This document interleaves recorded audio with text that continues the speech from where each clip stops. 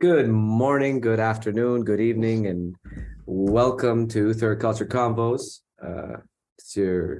Today.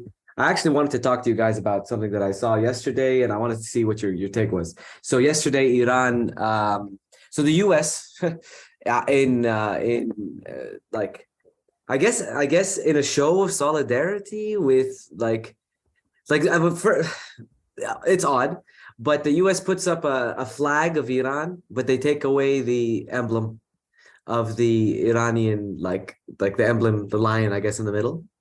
Um, and then they apologize, and now it's split, and Iran wants an apology for it, and there's a lot of the U.S. I guess did it in like protest or solidarity with the Iranian protesters. So what's your take on that? If you have a take, yeah. So they took off the Allah emblem on the flag of Iran, and they said and then Iran complained to FIFA, and in the end the American Soccer Federation took it down and replaced the post with the flag that's currently in use in Iran. And yes, in the end, they're like, we're still in solidarity with the protesters in Iran. I can understand why they did it because of political stance and all that. But at the same time, you're an official organization representing an official department of the United States, representing the United States at an international competition. So as much as you want to show support or protest, et cetera, I mean, I feel like it's only respectful to use their actual official flag, whether or not you agree with that flag or not in its symbolism. There's been, constant protest against and discussion about, the human rights violations of laborers and stuff like that in Qatar, but no one has gone to not use the Qatari flag properly. Like they could have easily just put a blank flag if they want, type of thing. So why this? Why specifically this one? I'm on the fence, really. Like it's I'm on the fence with this one. I'm not sure. No fence, bro. No American dream. There's no picket fences here. Shut up and dribble. Like it's kind of really, it cheapens activism. These kind of stunts. Like, oh, you removed the flag, like you got like Photoshop skills, mad Photoshop skills. And the other thing is you didn't if you had done it as a graphic mistake, like literally the graphic designer didn't realize and they were just trying to figure out an image and put the colors, that's actually much more appreciated than the fact that you expressly said that you're using this to make a political statement in support of protesters that are happening in a foreign land. Why don't you show that support for workers in Starbucks in upstate New York, Starbucks, who are trying to start a union and better their American lives? Hey. Red line, Majid, red line.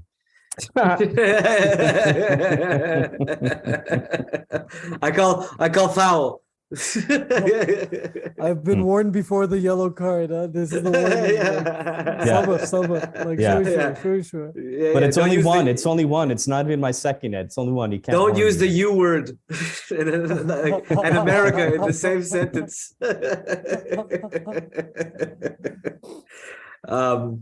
I think it's like I've heard a lot of takes on it. I think with the U.S.,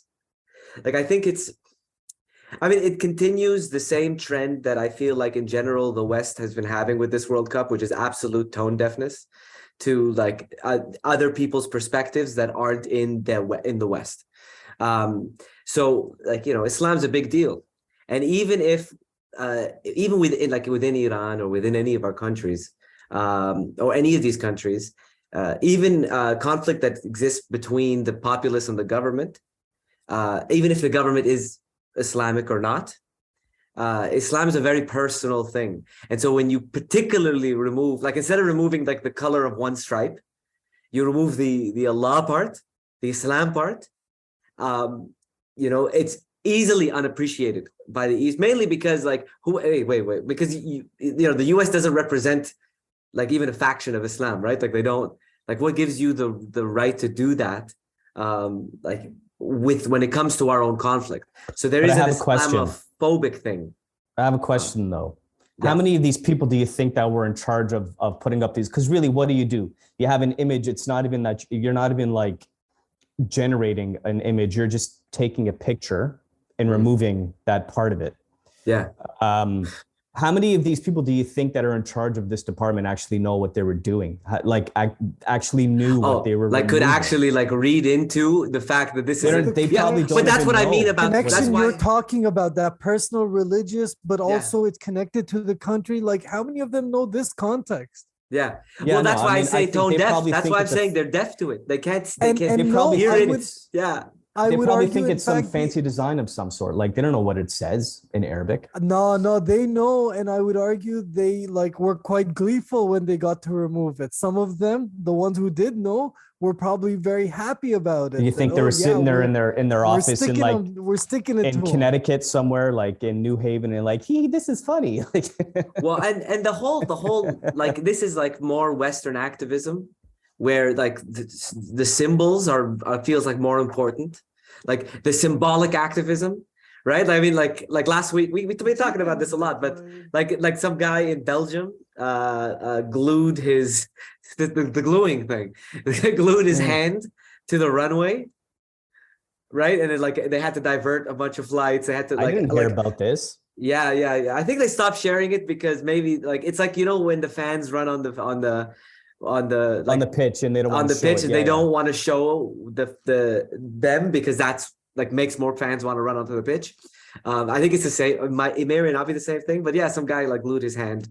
This is weird because I'm on Facebook. I have a bunch of different like airline related pages that I'm on, and usually anything like a crash that happens or something, or like passenger being removed for stupid behavior, that kind of stuff. Usually I see the post at some point, but I didn't see anything about this at all. Oh, like I read this last week. It's crazy. So I mean, I might have like it might have been from a different time. It might have been misinformation, but also like that's what I saw, and I think that it's that same like symbolic activism, and like there's something for symbolism. I'm with you. I mean, even like actually, what now? This was also another like this isn't symbolic. I guess it is more real. So in China,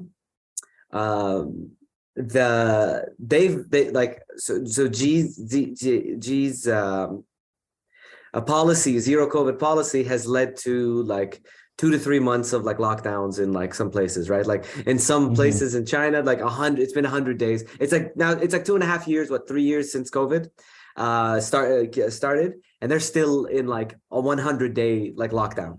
And like some of the people haven't left their apartments, and I don't know like how they're doing. There was a fire in the capital, and then the people said like, so the people started to protest because 10 people died in the fire. And then they said that the reason why the people couldn't get out was because of the COVID restrictions. Like they couldn't get, like certain doors were closed and stuff because of that. And so this was like a trigger for a lot of people to come out against this policy and saying like, we don't even care anymore. We just want to live our lives.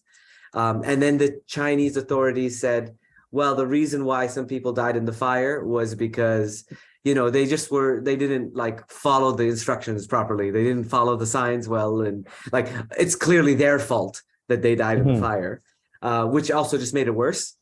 And so now there's crackdowns. Like this was top news, like, but there's crackdowns on the Chinese, like on like people protesting. See, I've seen the protests.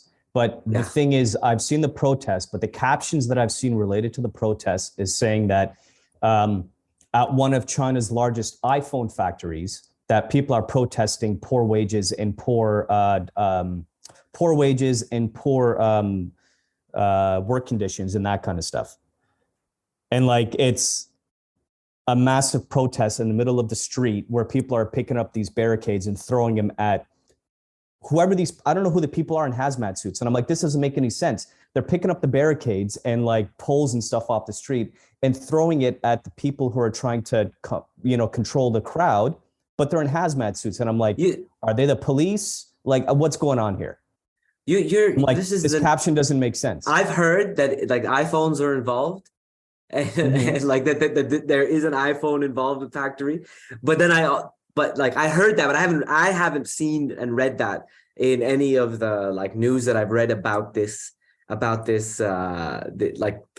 protests. So there may be two sets of protests. China's a big country. There's a lot of people in it. And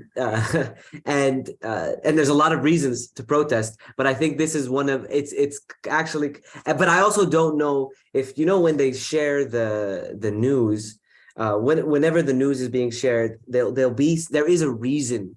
So similar to like the Iran story, there is usually like a back reason in the back of your head and the back of their head on why they share this story. So suddenly they'll bring up like, so they brought up in the article that they were saying that like we don't want any more emperors, and in reference to Xi Jinping like removing term limits so that he can be in charge like forever, and like I don't know if like what that has to do with COVID lockdowns, if that's the thing that everybody's protesting.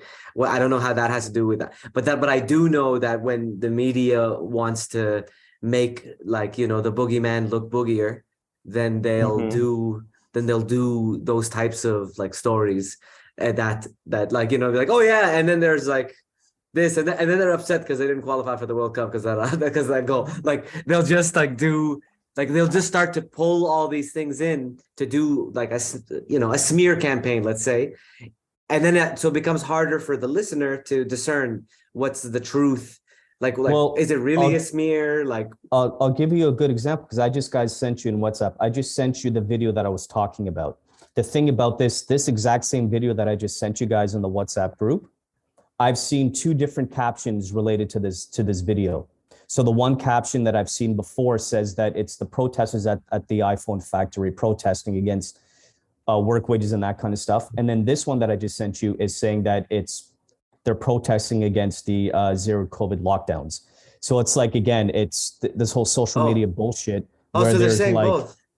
Yes, and it's the same video and different people are posting different captions with that video. So again, it's like, I don't know what's going on. And then like, I'm looking at other videos where it's in the same thread, or just actually it's not the same thread, but it's like just different posts that have come up. And they're saying blatantly that people are chanting for Xi's resignation and the government to step down, et cetera, et cetera. Like there's one here in central Beijing, which like that's not gonna happen. These things don't happen. Like these type of big protests is not it's not normal. So yeah, it goes back to the Iran thing as well. Like in terms of the social media, when you're trying to make some kind of statement on something, so you have people. And how many times have we seen this? Like some stupid thing. It's like some stupid caption.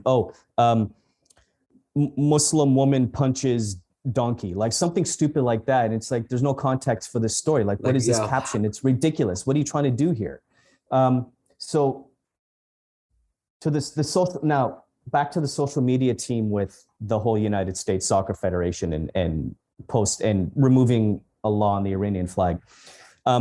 So I have a question now. What is worse, them doing that, or as a real fuck you, pardon my French, they use the old imperial Shah flag instead with the lion on it?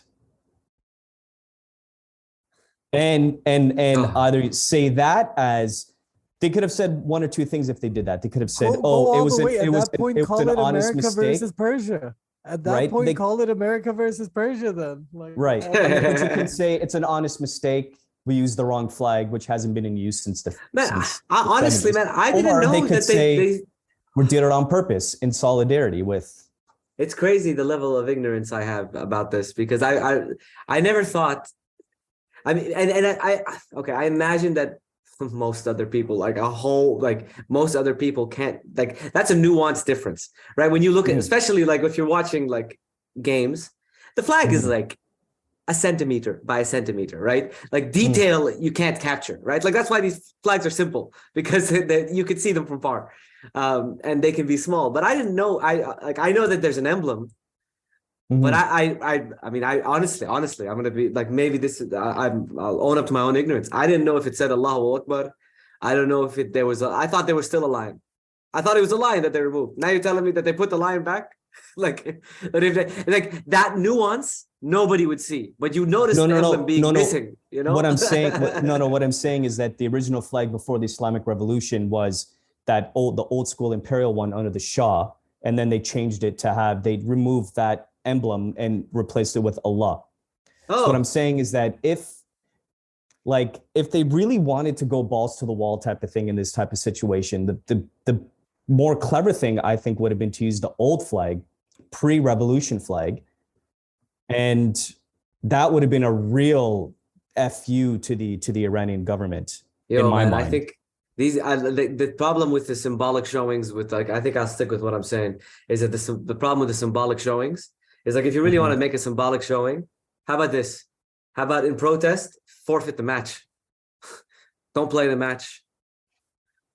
Like, do something that actually hurts. Like, that's hard to do. Now we're talking. We're talking is like, you're really, like, no, I'm not like, playing against this team. If you're doing this, yeah, like, I'm ending this charade. Way. Like this is like the problem, not the problem with the World Cup, but this is actually the problem with, once the tournament kicks off, we start and like, it's an exciting tournament. It's been great. Like the football has been wonderful. I have been sucked into the matches and what's going on. Everything seems to be going down to the last day on the group stage.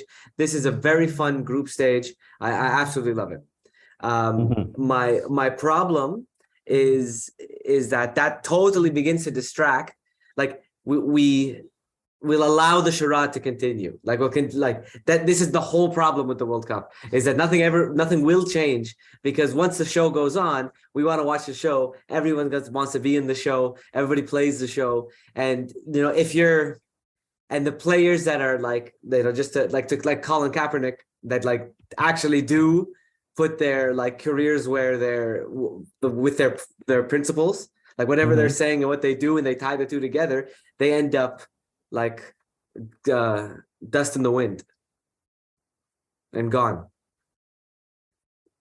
Well, that's where I think it would be interesting to see USMNT's reaction if one of their players decided, not the knee or anything, but if they tried a new protest, something new, unions in upstate New York at Starbucks.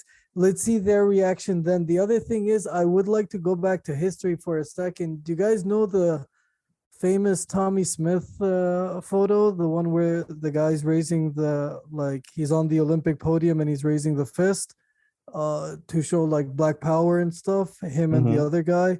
Yeah. So it's really interesting, the reaction to that image. It was during the Olympics, and the IOC president at the time, Avery Brundage, deemed it to be a domestic political statement unfit for the apolitical international forum the Olympic Games were intended to be. In response to their actions, he ordered Smith and Carlos suspended from the U.S. team and banned from the Olympic Village.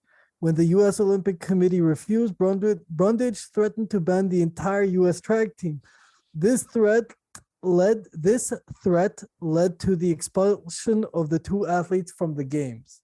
So when these two individual athletes decided to use the Olympics to protest, they were literally banned from it. When USMNT does it, and Iran's asking, by the way, they're asking for the US to be kicked out of the World Cup for this. That, like, I don't know why you brought politics into this. So like their reaction is also, there's a historical precedent. If you're going to get rid of the individuals, why not get rid of the institution? There's more responsibility on USMNT. Has 10 people working in the marketing department. Who thought this was a good idea or an acceptable idea? It might be a good idea in a creative context, but it's not appropriate or relevant, in my opinion.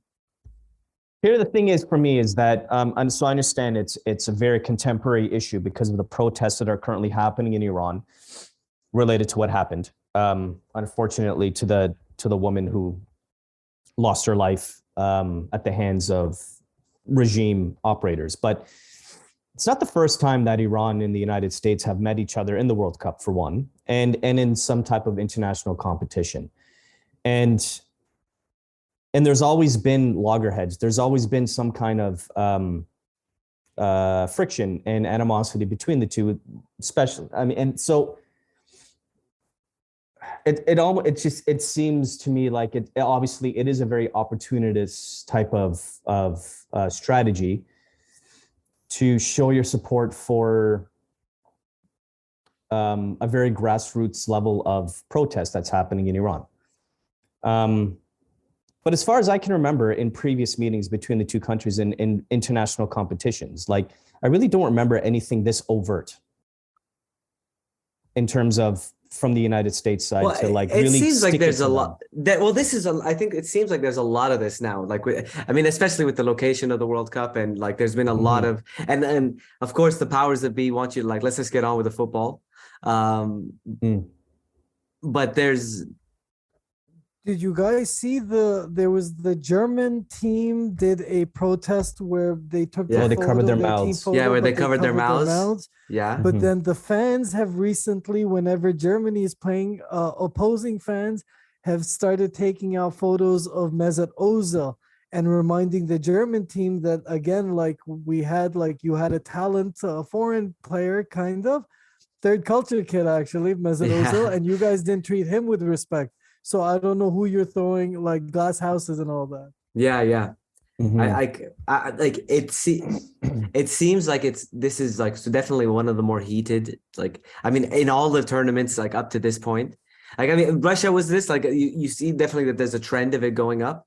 I don't know. Did you guys see the documentary on Netflix on the FIFA like expose? I haven't seen it yet. No, I started it.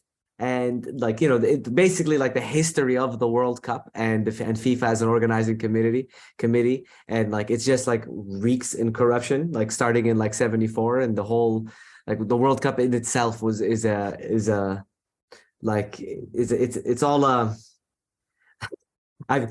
crazy. I would recommend like sort of getting through it because even like the players, like the rise of Sepp Blatter and Blatter being a totally like the things that he's claiming now versus what happened under his watch and how much he's like, this is none of my bit, like, because they want to be corrupt. I wasn't corrupt, but like, if everybody else around me was corrupt, that's not my fault. Like, and it's like, and it's like his like defense, like that's what he's saying.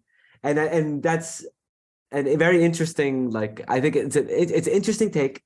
For him to do that because you wash yourself of all responsibility, even though it's your decisions that set up everything. And it seems like that's what's been like the people in power. It's been too easy for them to use that move of just going, well, I mean, I did it. I built the bridge. Like you can take a donkey to water, but you can't make him drink. Like that. Like. I put the water, I brought the donkey. They just don't want to drink, man. It's like, it's their problem. It's like, I'm not responsible. I think some people would think that Blatter's the donkey in this scenario, but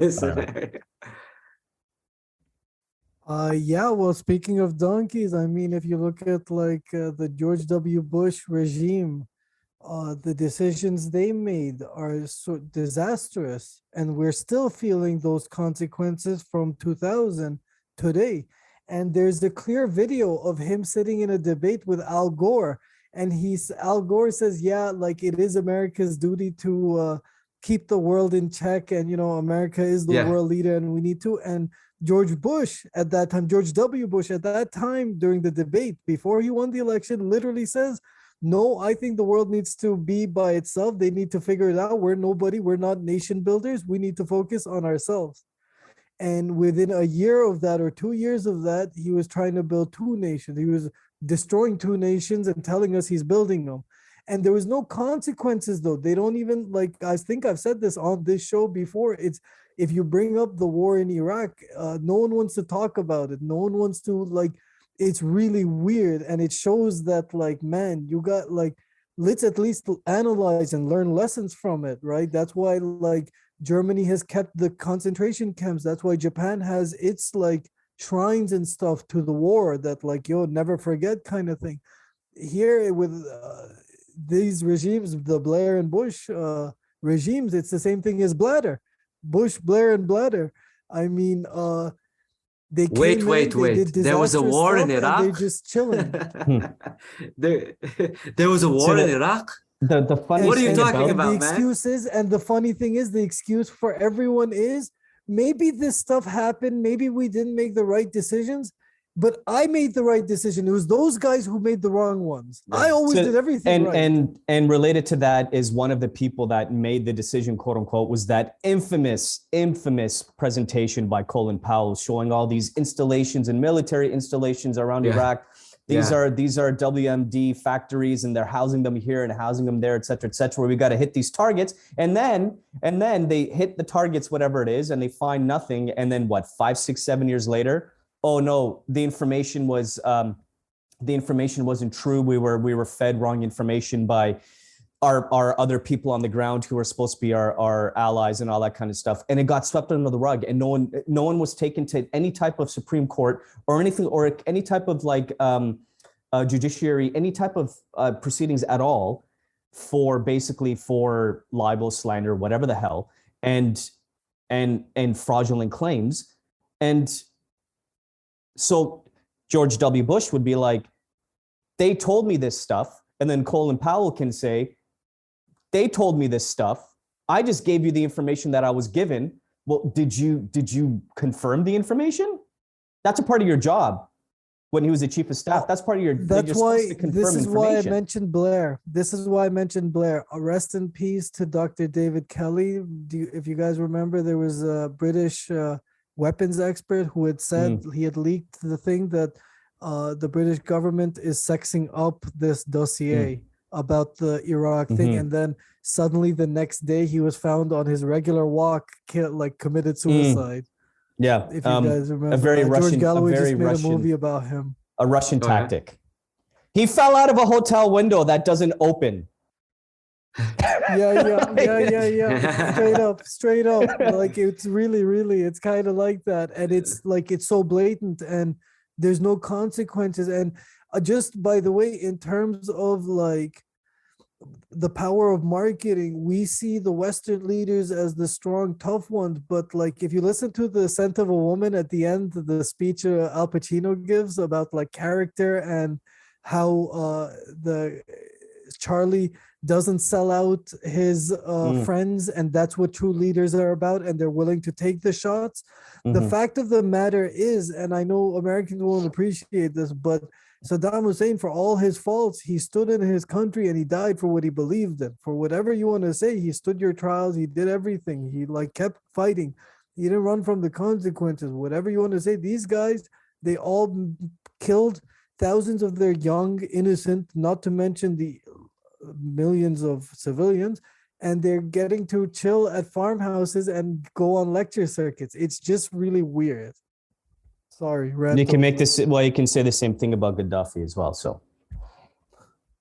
like for all their faults, I'm not like excusing any of their like what they did. I'm just saying at least they had the courage, the balls, the guts, whatever it is. Yeah, they didn't tuck their tail and run. Basically, they stayed until the bitter end.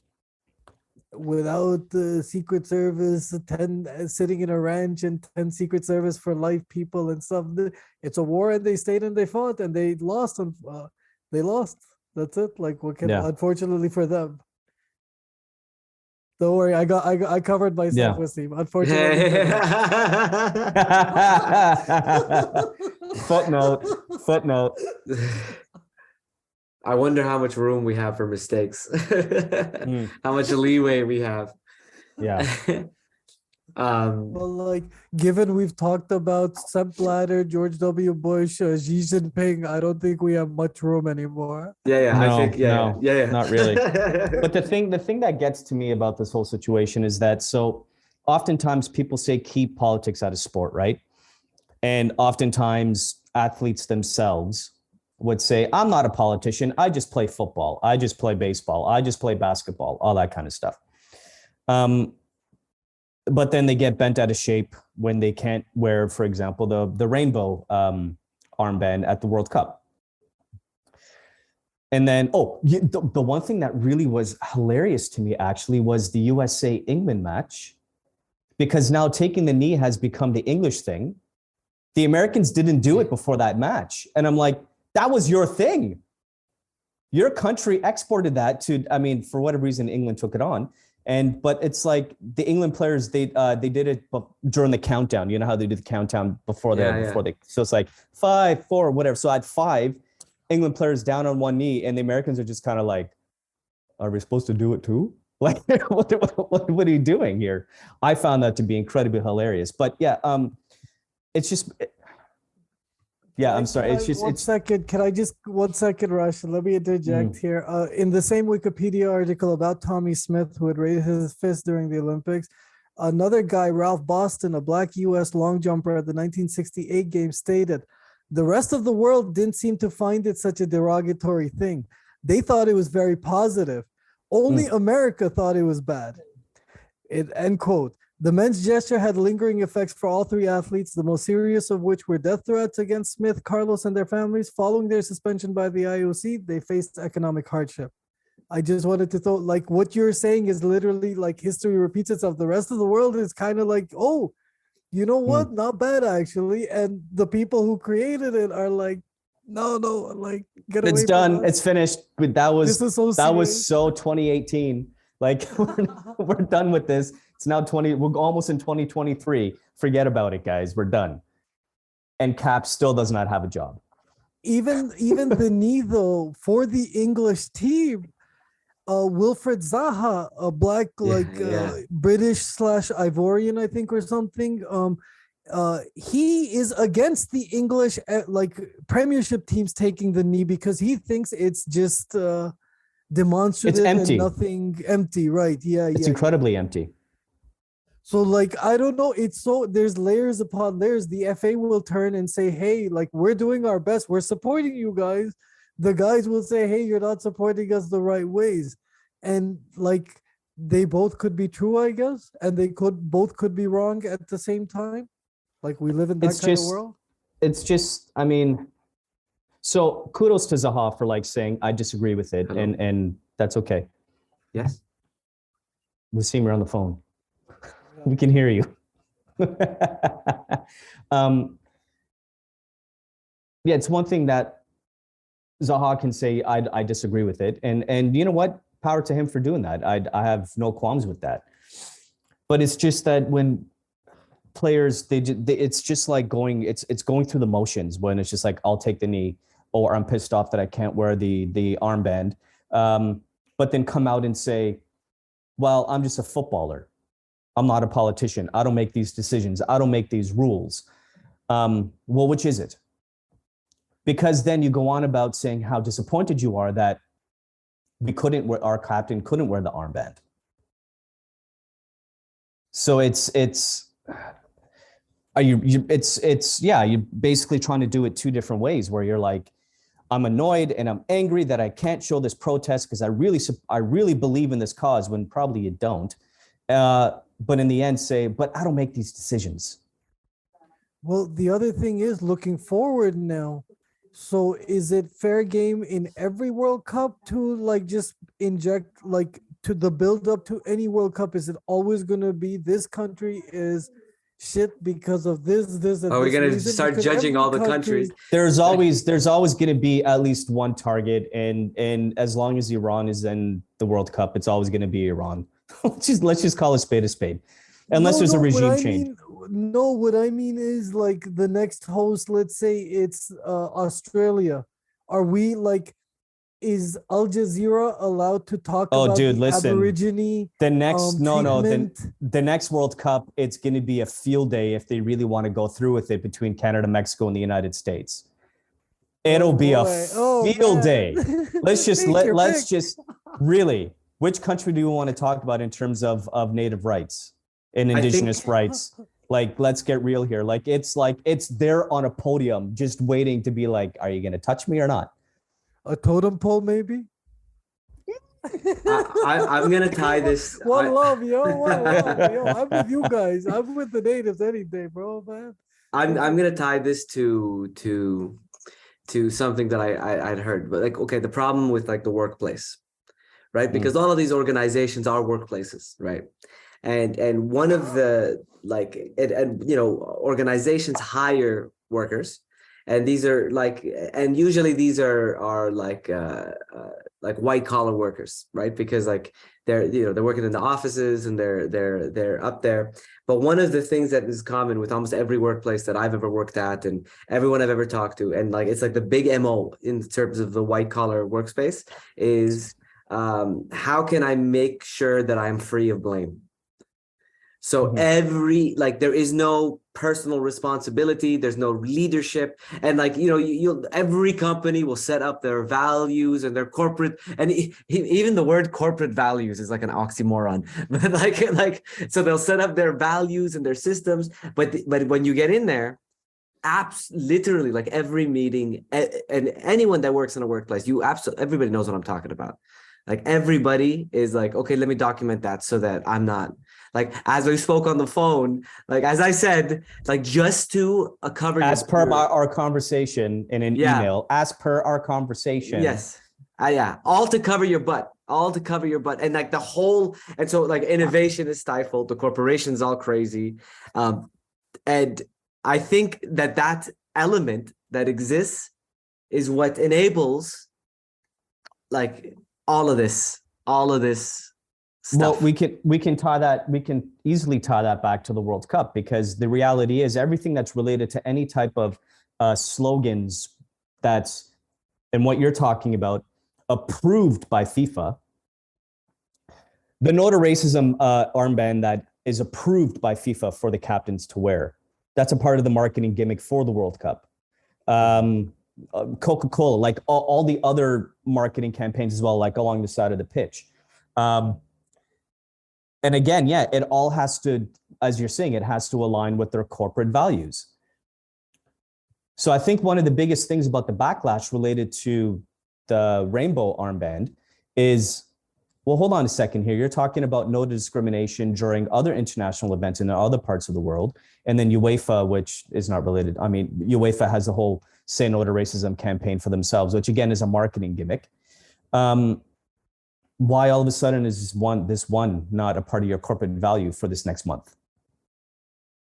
You know what I mean? Like it goes back to like this corporation, FIFA, is in charge of putting on and organizing the World Cup, and they approve everything that marketing wise is going to go through, that all the viewers are going to see throughout the world on all the different TV channels and all the different languages. But we can't do this one.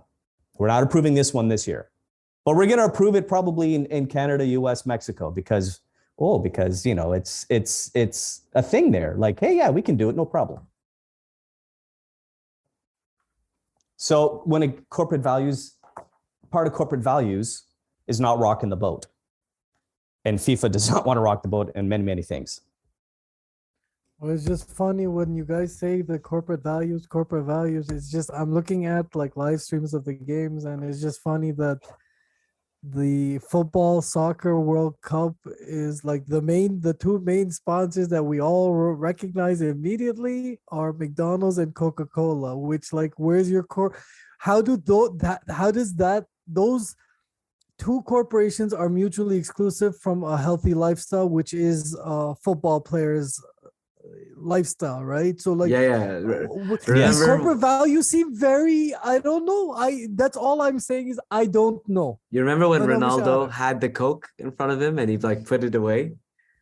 Yeah, and then he had like, and that like the Euro. That again. Yeah, they were at like, the Euro. Hey, we will break your fingers. And then who was it after who moved the Heineken away? The Heineken, wasn't there like a Muslim player? I think it was. I can't remember who it was. Was it? No? It's like I can't stand in front of this thing. Was it Gundogan? I can't remember who it was, but it was a Muslim player, and he moved the. But you away. see, but it's the sponsorship, and like that man. I can't remember the name of this documentary, right? But like where the corporation is a psychopath, and they were like, okay, like here are the. Sorry. What's it called? Pogba. Oh, okay.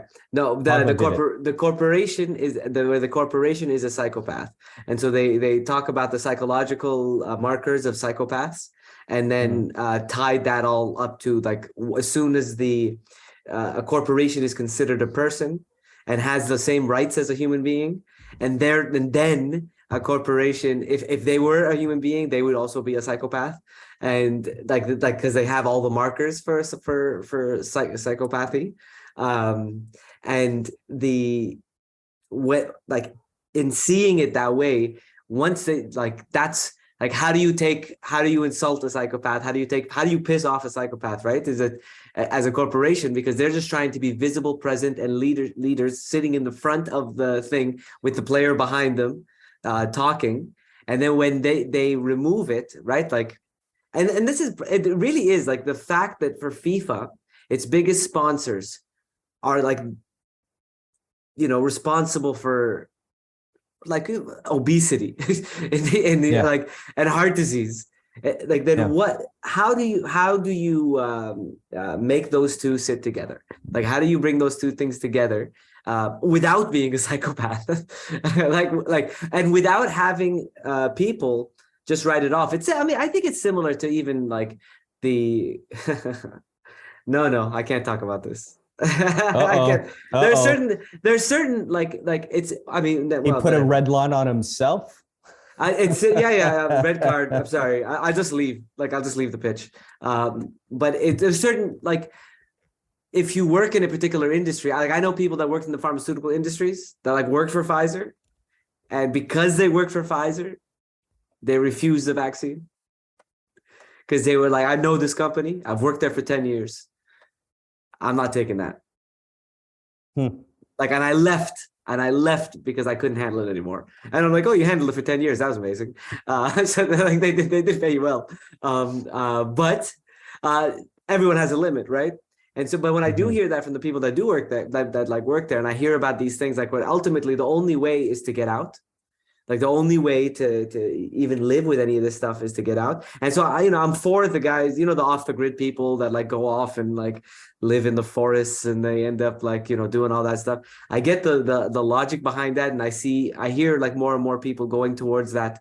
Really, we're just on the back of like the Black Friday, White Friday sales. And every time I want this, like, I don't feel like I want to buy anything, but then I feel like I gotta buy stuff.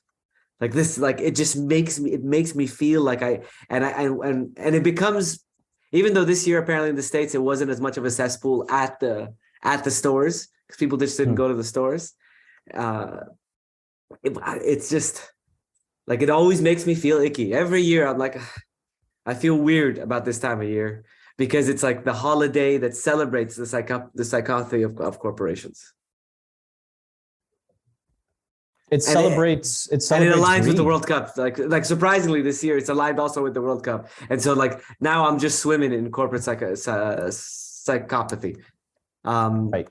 Like there's an ad on Canadian television for this like drug, and like the ad is, so usually in Canada they have like laws against like drug ads in the States every ad's a drug ad. It's crazy. It's great because they're 2 minutes long and the side effects are what you're trying to treat. It doesn't make any sense. Every 2 ads are drug ads, and the third ad is a lawyer ad ready to sue the drug ad. Yeah. And so there was an ad, but the ad, it was in terms of an ad, it was very effective in the sense that they just kept saying the name of the drug and saying, have you heard of it? Have you heard of it? Have you heard of it? Have you heard of it? Have you heard of it? And they don't actually tell you what the drug's for. What is like, ask your doctor. That's what it says at the end. And I'm like, this is crazy. It's crazy because I had to look it up. Right? Like I had to look up what the drug was for. Yes, because at the end of the ad, it's like, what's Otezla? And then and then someone's like, it is, and it cuts, and on the screen is the website. You're like, it's a great marketing gimmick. Of course, it's excellent. It's an excellently effective ad, but I think I'm like, man, this like ads for drugs. We just gave them a free freaking plug, by the way. I didn't say the name of the drug. I don't even know the name of the drug, man. I couldn't because it was in my head. Yeah. Like it was in my head, and it just I've heard it so many times that it just came out naturally. Like Can I just switch topics a little bit? We've talked about the psychotic nature of corporations, especially this one named FIFA, which makes it all the more. Yesterday, when Morocco shocked Belgium, there's a whole colonial thing going on there. Let's be really real about this.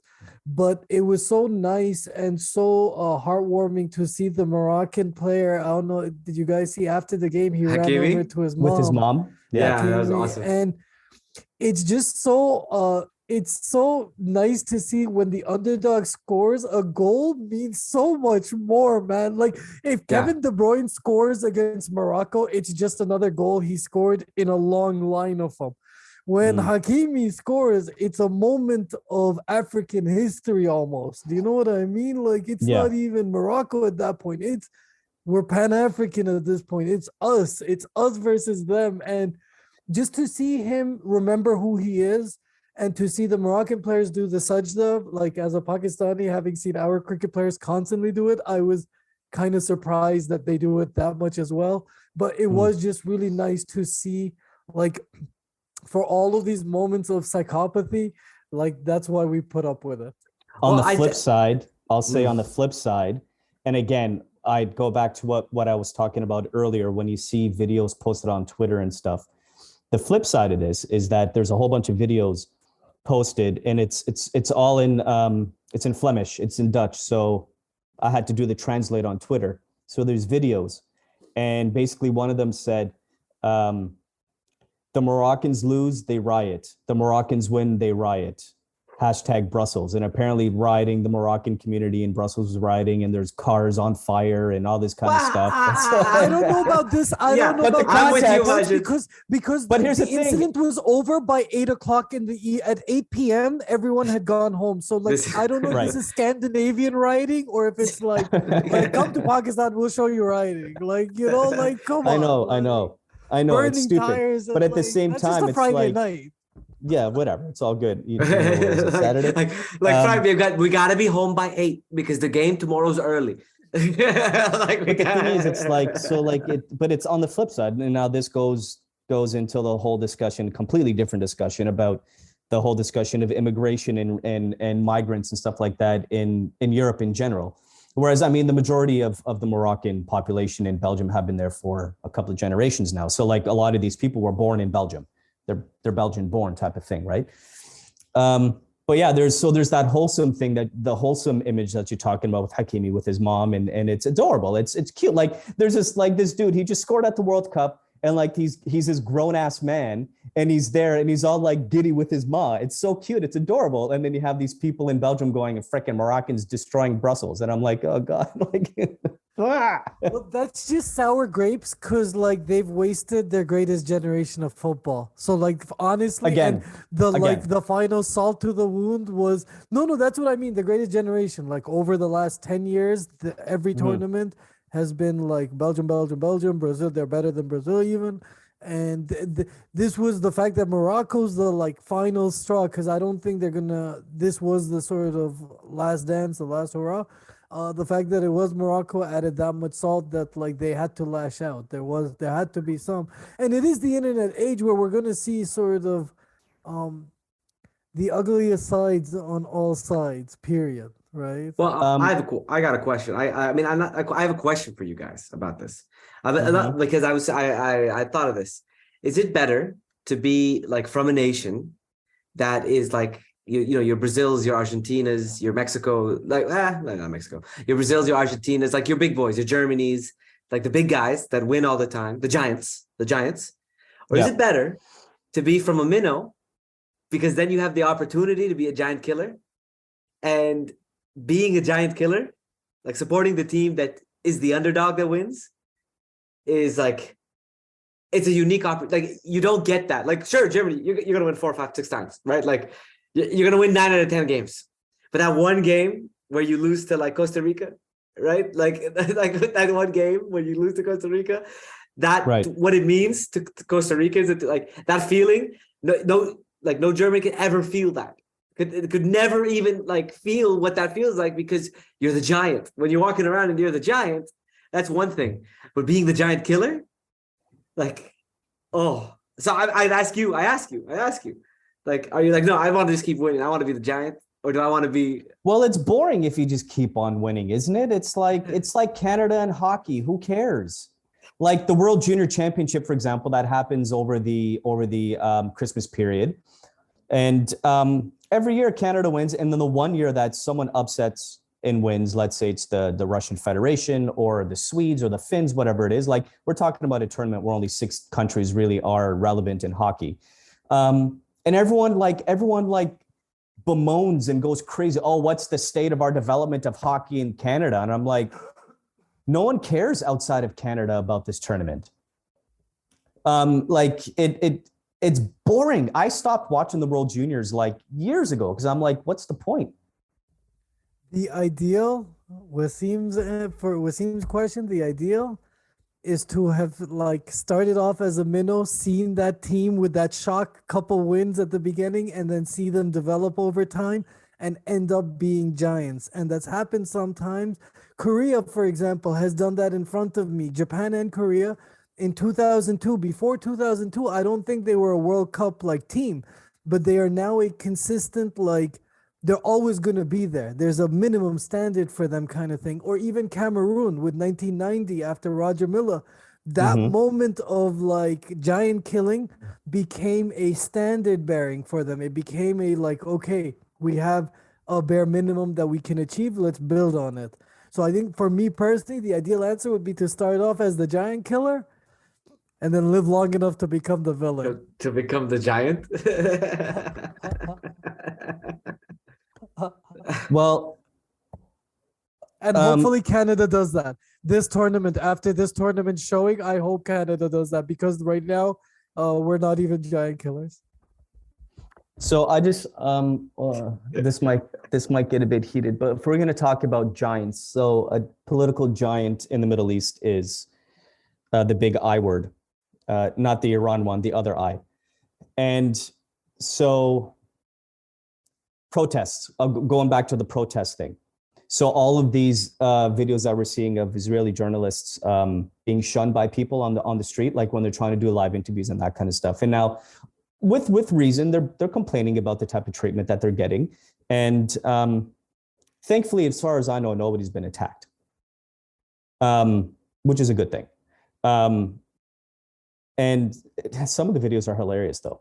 But apparently now, like a lot of the Israeli journalists, they're banding together and like they're calling for some kind of, I don't know, like one thing that I just read is like they're calling for freedom of press for the Israeli journalists, whatever it is. But but the thing is that it's not a lack of freedom. They're there. No, first of all, they're there. You can't force like people to talk to you if they don't want to talk to you, man. Like I don't want to talk to you. No, that's like discrimination. Yeah, I don't want to talk to you. Yes, I am discriminating against you. I want to talk to him, not to you. Hell, I don't want to talk to the Danish media because I don't feel like talking to the Danes. What you gonna do? What you gonna do? You can be upset about it, sure. Yeah, like it is upsetting. I would want people to talk to me. It's very upsetting because like it's related to what you're asking about, how like someone who's always in a position of dominance has now turned, right? So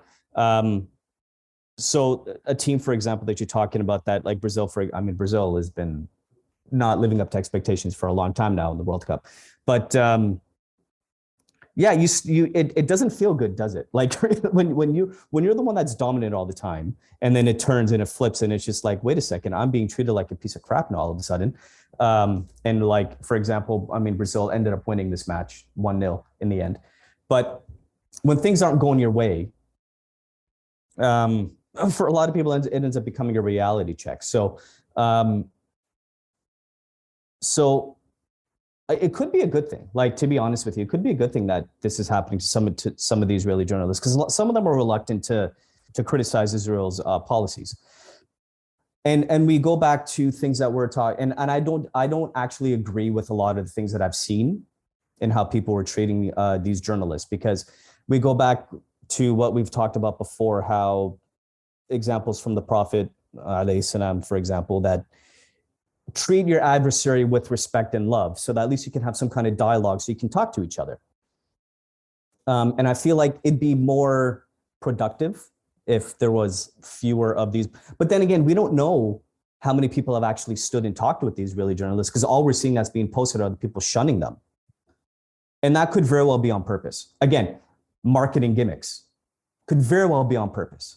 But it's just like, yeah, you have these various protests happening at the World Cup within itself. And some of them are just like, they're grassroots spontaneous ones, like these ones where people are just shunning the Israeli journalists, for example. As long as it doesn't get violent, fine. But No. Just when that flip does happen, when that whiplash does happen, and the power politics, the dynamics of power sometimes shift, and you go from up to down or down to up. Those are those moments of empathy, birthing empathy, are opportunities for potential, like opportunities to birth empathy. But human nature is a double-edged sword. You can either, some people react by gaining empathy, and some people react by losing empathy. So like those same people, instead of being like, oh, why am I being treated like this? They're stuck on, I've been treated like this, and I'm now going to mete that out. The same thing that happened to me, I'm going to take it out on the rest of the world. Other people, like you said, the Prophet example and stuff is usually like turn the other cheek kind of policy or philosophy, right? Waseem? I mean, I stick with my thing. You can't force people. I don't know. I don't think that's anything to be upset about.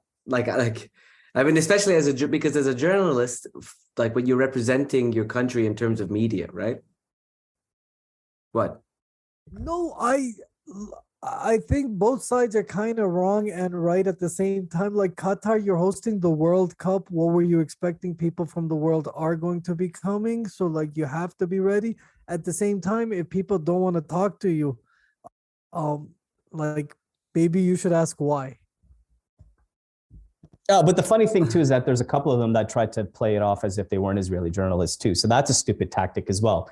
Like one guy was like, no, I think one guy's like, no, I'm from Brazil, I think. And the other guy's like, no, Ecuador. And they're like, you're not from Ecuador. I know you're not from Ecuador, you idiot. Like, This guy, and they just walked away from him. You know what I mean? I just got off the plane. You weren't there. Yeah.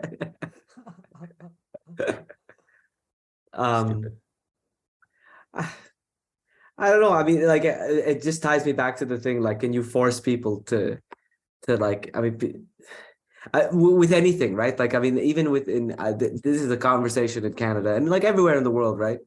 Like the one of the things in Canada now, apparently, in the last year, we're surrounded by Nazis. Who knew, right? Like ever since there were truckers, now there's Nazis everywhere, and like. Okay, well, that's, I guess, convenient for somebody, for there suddenly to be a whole bunch of Nazis, or there was an underground ring of Nazis just kind of like hanging out. So anyway, if they're telling me that there are all these Nazis, I say, okay, so what's it brings me to the same thing. Okay, what do you want to do then? Like, do you want to go on an inquisition and just try to find Nazis and maybe we can like, you know, like wrap them up and make them live somewhere up in the Nunavut or something? Like there's no like, even if there are like I saw this even with like, you know, homophobia, Islamophobia, whatever phobia, like if people have it, what's your solution to this? Like you either can just like ignore them, right? Like you could just let it go, like you can like let them be, but even without the idea that they'll come around, because usually that implies that your position is better than the other person's position. And even, I mean, I know this is good. Oh man, I'm going down a very crazy like direction right now, but I'm saying that even like I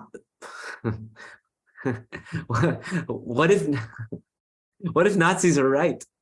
What if white people are the boy. supreme race? I mean, why would I assume that they're wrong just because I'm offended by the premise? Like, I am. I don't think they're right. But what if they were? Like, 'cause that's just my opinion too. And like, opinions are like assholes. Everybody's got one. And like, so I don't like.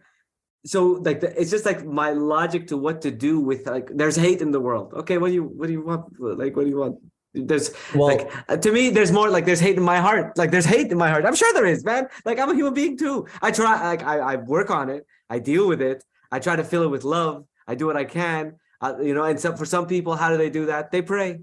Some people they give. Some people they like, everybody does something to deal with the existential situation of humanity, like of where we're at. well, But I'll give you an example. what you gonna do? He's breaking down in front of us right now, guys. Like, Yeah, I know. Like, so I'm trying to get in here. So yesterday, unfortunately, Canada lost to Croatia, and it wasn't the greatest of showings, but whatever. Canada finally scored a goal in the World Cup, and it had to be Davies. I read after the fact that there was a lot of shit going on directed at Borjan, who is the Canadian goalkeeper who is of Serbian descent. And there's one picture where there's a group of Croatian fans behind the goal. Yeah. And they're holding up this John Deere flag, and it's 1995 Caneen, and the slogan at the bottom, it says "Nothing runs like a deer," but they crossed out deer and put in Borjan. And the historical context is that Caneen is the village that Borjan is from, and it's in now present-day Croatia. But during the war in 95, him and his family and a lot of other Serbs had to flee because of the war. And then I didn't realize it till after, because I was reading more about it. And then to that crowd, Borjan is putting up a 3-finger salute. And I didn't know what it was. And I read up on it, and it's a 3-finger salute that Serbs do amongst themselves. And at first it was just like, it didn't start out as being like super nationalist and provocative. At first it was just whatever. But now it's become symbolic of Serbian nationalism and very provocative to others of the former Yugoslavia, being Croats or Bosnians, for example, or to a certain extent, probably Montenegrins. But so then people were asking Borjan about that. What are you going to do about it? Because like that's a form of like incitement and hatred towards you. And he's like, you know what? These people are kids. They don't even know what happened. They were born after all this stuff happened. I'm not gonna like, people are like, do you want an investigation? Do you want these people to be banned? Do you want any type of reprimands towards Croatia? Because we know how it is. If there's some type of upheaval or whatever, like, countries get some kind of penalties. And he's like, just leave it. So his way of dealing with this situation, and he was being abused the entire match by Croatian fans. They're talking about how his village that he was from, there's a group of Chetniks. They call them Chetniks. They claimed, the opposition claims, that they're very neo-Nazi in their ideology and their tactics and how they dealt with non-Serbs throughout the Yugoslavian Civil War. And but his way of dealing with what you're asking, Waseem, in terms of like, this opposition or this personal attack, he's like, just leave it. I don't want to deal with it. They're kids. They don't know what they're doing. They don't know what the situation was. All they know is what they've been brought up to believe over the years through miscommunication or misunderstanding or ignorance type of thing. So I'm like, oh God, like, really? But I mean, like, that's pretty brutal. Like, that's really freaking, and on top of that, there was an Australian player who's a Serb as well, that they were in the same refugee line escaping Croatia at the time. And so Borjan ended up in Canada, and this dude, I can't remember his name, ended up on Australia, and now he's playing for the Australian team in this World Cup. Got on the wrong boat. One of them got on the wrong boat. It's like, yeah. Well, I mean, I also think with football and like chance. I mean, I also have like, I don't know, man. I know what I'm supposed to say in general, and I generally try not to say what I'm supposed to say. but like that's just because like my thing. So I know like you're supposed to like no, I condemn and all that type of stuff. But I'm very lucky that I'm not in any position of power in that sense. That I'm not a FIFA exec. I'm not a fan. Like I'm none of these things. But I also understand that like when people are yelling at and like there are things that are unacceptable. There are things that are unacceptable, but always the question is what are you going to do about it? And so when people are yelling like if I'm yelling at if somebody is yelling at the opposing team, they want to say things to like bother them so that they don't play very well, right? And the best thing that the opposing team can do is play better, right? So because then that and for some players like that gets you fired up, right? Like there's always it's like with wrestling, like WWE, WWF. Like there's Yeah. the heel, the guy that like gets booed, and the more he's booed, the better he's gonna do because his job is to get you to boo him. And the more you're boo, nothing would be worth an apathy. Like if everyone was like, I don't care about this guy, I don't even want to boo him. Like I don't want to cheer for him, I don't want to boo him. That would be the worst thing. But if you're the guy that's getting booed, and the more they say things to you, and the more they hate you, the better you're doing your job, right? And like that's you're trying to actually incite that in people. So I think that these things exist, and I think maybe that I don't know, man. Maybe like Well, I want to say everybody should have thicker skin, but I'm also like I could get offended too. Like I can imagine people say things. Yeah. Related to this, I saw a video recently from the France Denmark match, and it was a fan taking a video, whatever it is, in the crowd, and it was one of the instances where was it France Denmark? No, it wasn't France Denmark. It was the Brazil match. Sorry, Neymar was going to take a corner, and everyone's just freaking abusing and yelling at him, and he just kind of looks up and he's like, "What? Like, like I'm just a human being. Like, why are you yelling at me for? Fine, you hate me, But he's just like, man, okay. So for him, it fueled him. Clearly. Yeah, Michael Jordan, I took that personally. There's some people they run on they get fuel off of hate. I just wanted to say as an overseas Pakistani living in Pakistan. So like imagine Borjan moving to Serbia. There is, and this we can talk about this next time or next time, whenever, but there is a weird dynamic or tension between people who have stayed in the motherland and people who have gone elsewhere at some point.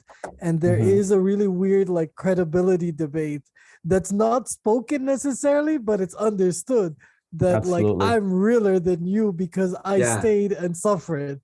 And like we can talk about this later on, but like that's not like that might be put into your head, but that's not what happened. And that's you're missing a lot of context. So I get Borjan's sort of response to all of it that like, man, like you can't ask a professor to teach kindergarten students, excuse me. Like the professor deals with university students. When you have seen when you have been through stuff and you've passed a couple tests, then come talk, because right now it's not even worth my time. I kind of do get it, but we can talk. I just want to throw that out there that this dynamic of you guys ran and we stayed or whatever, it's really weird and interesting for me, just like generally speaking. I think on that note, I think we've set up for next time. Thanks guys for the time. Waseem, if Canada plays Saudi Arabia, who would you want to win? Who would you prefer wins? I mean, that's a win for me. That's it. That'll be a win. No. But like, who would you be happier in your heart of hearts? Who would you be like, yo, I want, like, come on. It's like the like coin toss, you know.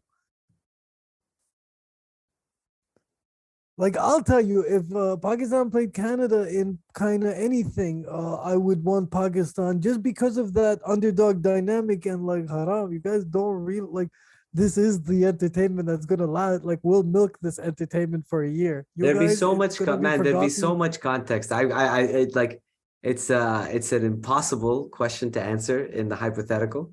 It's impossible for me to answer this question in the hypothetical. Rashed, if like Canada played Palestine, would you have a preference?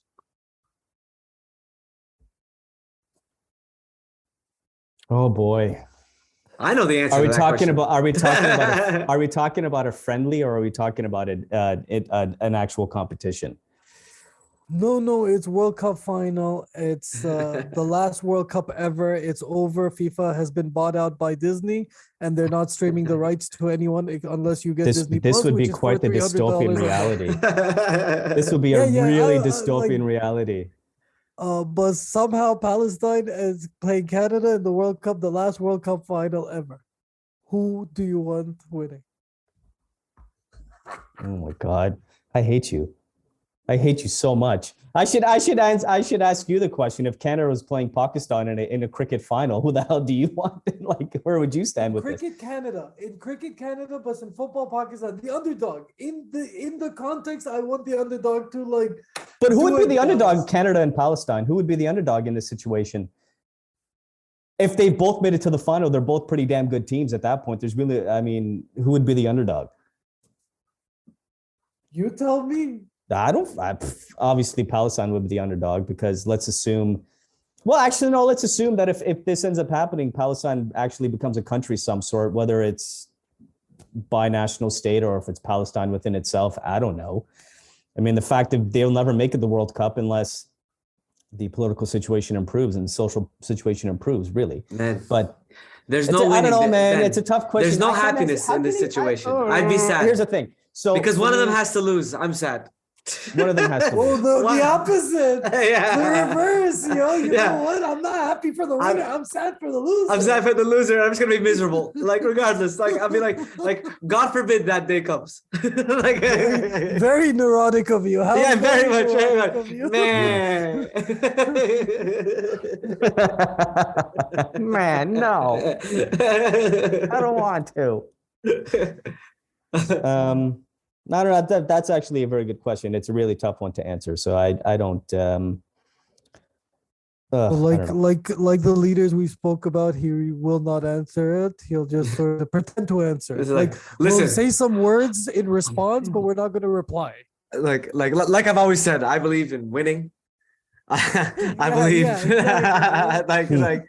And to win, you gotta whichever team gives 100%, whichever team gives 130%, actually is the one I'm going for. And the team spirit, may the team with the most goals win.